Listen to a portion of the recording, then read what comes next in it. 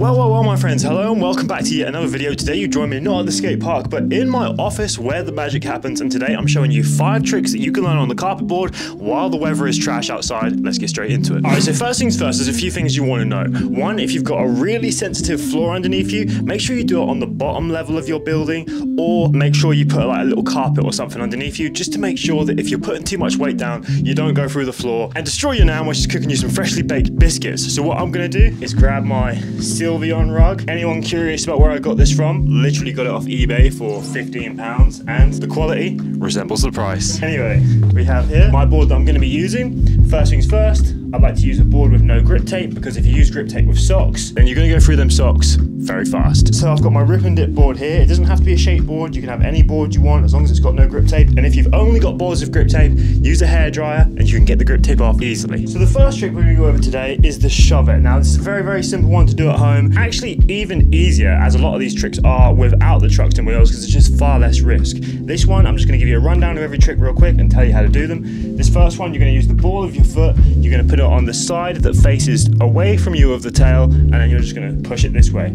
push it this way, push it this way. If you were to do it without the board, it'll look a little something like this. It does stay under you a lot easier though when you actually jump for it. The main goal to stop it from spinning too much is to stop the spin with this foot. So you're going to kick back with that foot, step forward with this foot at the same time, and you're going to go like this. Without the board, it's going to look just like this. Hopefully I don't go through the floor. Here's my demonstration. One thing I will say though is when you are doing this on a carpet board with no socks, it is basically socks on a hardwood floor.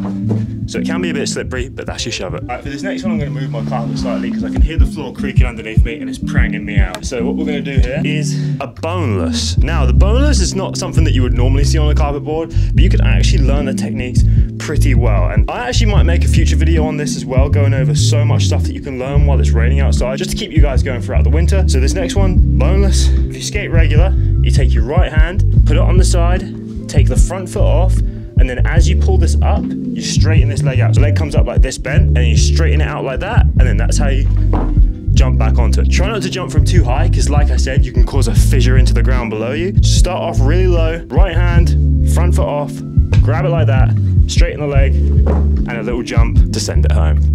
And we've got a visitor in here as well. Shout out Willow in the comments. So next up, this is one for people that are slightly more advanced, right? The shove it is definitely the easiest trick that you can do, the first one we went over. So now we're gonna do a little variation of that, and we're gonna try and make it a big spin. Now, the easiest way to do this is to give yourself enough space. So put your board on your little carpet area just off to the side, and what we're going to do is we're going to try and do a 360 shove it and a 180 at the same time. So we're going to kick that back quite far, and at the same time you're going to jump like this, and hopefully you should meet it on the 360. It will look a little something like this when you feel like you can do it right.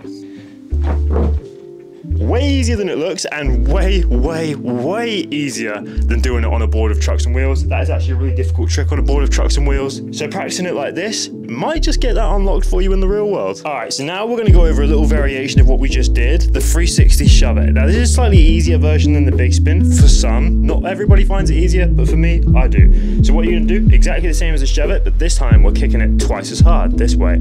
So like that. And the great thing about the carpet board is it just glides along the floor like an ice rink. So it works out perfectly. You can get really used to how hard you need to kick it. And after a while, make sure to stop with the front foot, just like I told you before.